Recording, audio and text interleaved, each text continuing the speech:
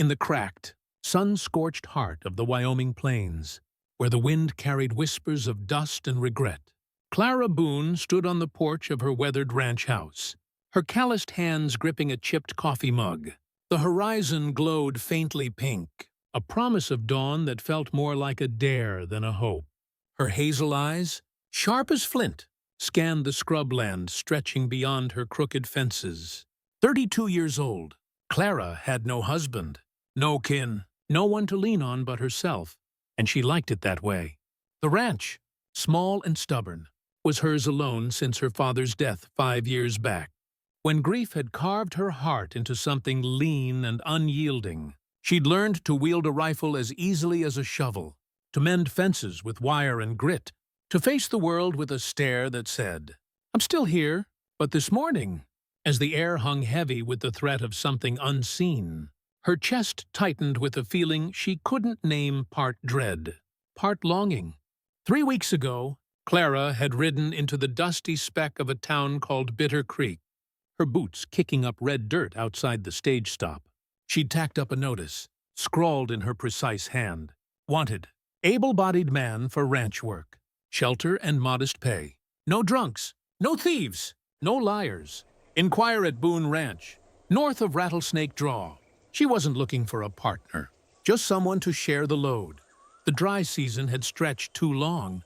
Her cattle were thinning, and her only hired hand had vanished, chasing rumors of gold. Clara wasn't one to beg, but desperation had a way of creeping in like cracks in a dam. Days passed with no reply, and she'd nearly forgotten the notice when a letter arrived, slipped under the stage stop's door. It was brief, written in ink so neat it seemed out of place for a rancher. "I'm no stranger to labor. I don't drink or steal. Liars. Though I've known a few, and they follow me closer than I'd like. If that's no issue, I'll come by month's end. J. Holt." The word struck her as honest, tinged with a bitterness that felt like truth. She left her back door unlatched that night, a small act of faith she hadn't allowed herself in years. He didn't come on the promised day. Clara shrugged it off, telling herself hope was a fool's game. Then, just after midnight, a knock soft, hesitant, like a branch scraping in the wind, shook her from sleep. She grabbed her father's old revolver and eased the door open, her heart pounding in her throat.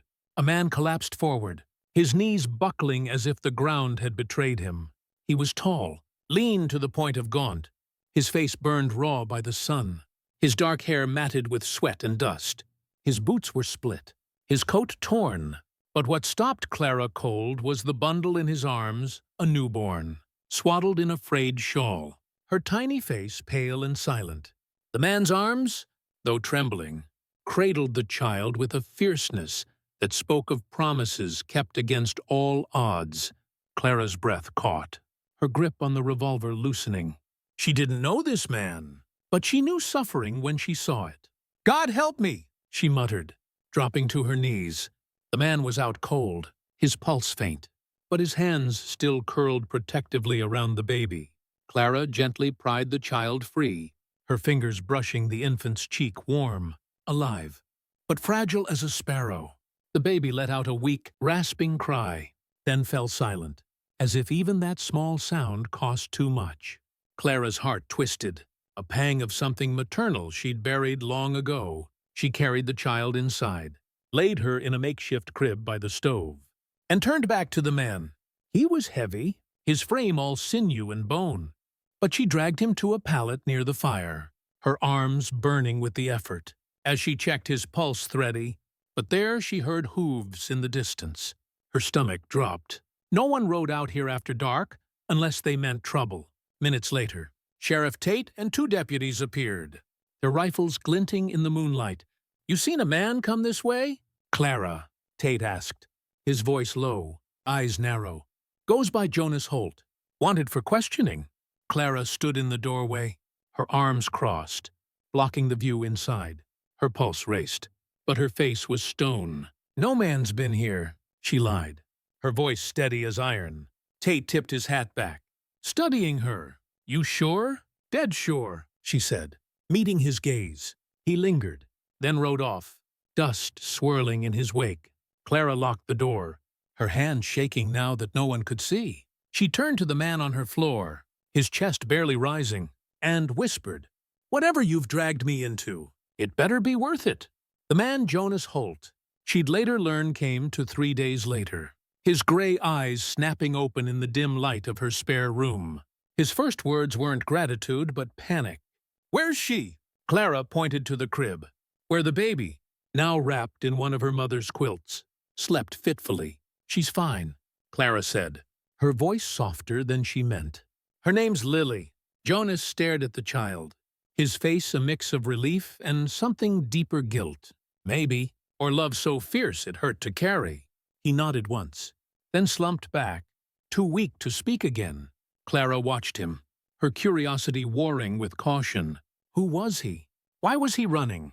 And why did the sheriff know his name?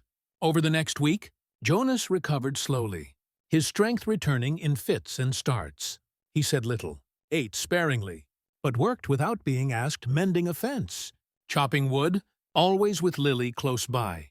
Clara noticed the way he held his daughter, gentle yet reverent, as if she were the only thing tethering him to the world.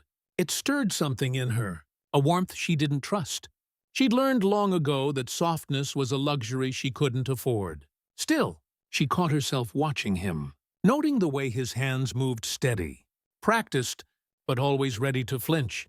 He was leather and ash, a man forged by loss, yet Lily softened his edges, made him human. One evening, Clara found a letter in Jonas's saddlebag, fallen open when she moved it from the porch.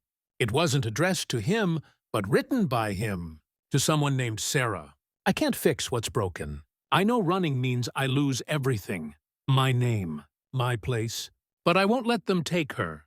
I won't let Lily be a pawn in their game. I'll hide. I'll fight. I'll cross the mountains if I must. But she's mine."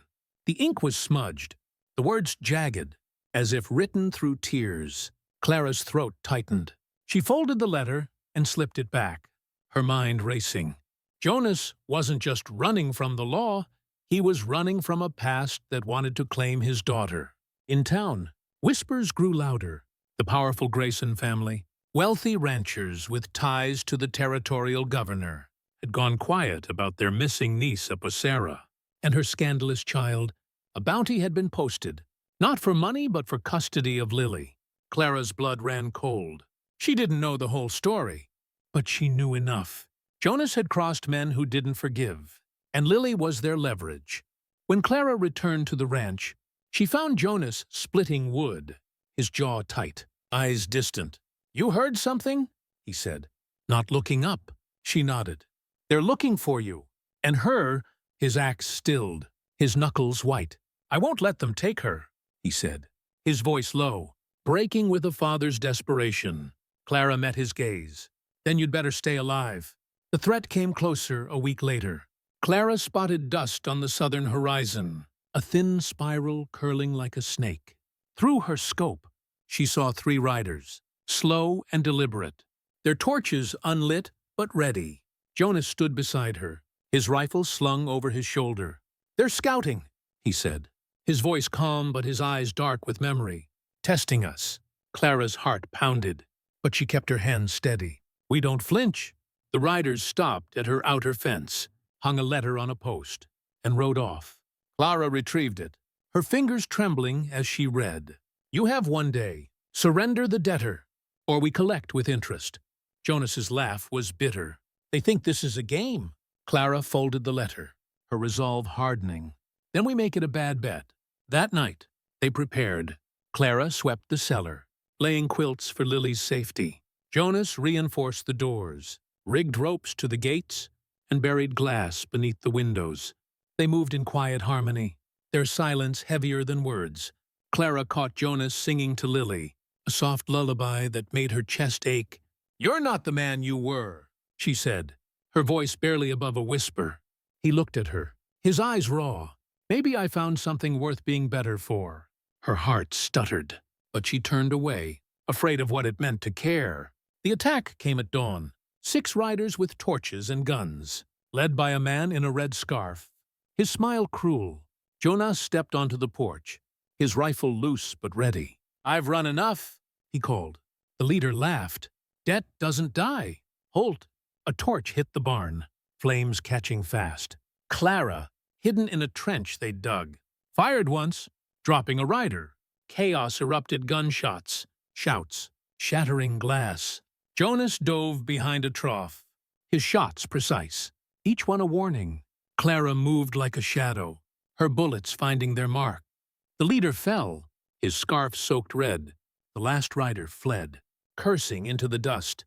They saved the barn, though it bore scars.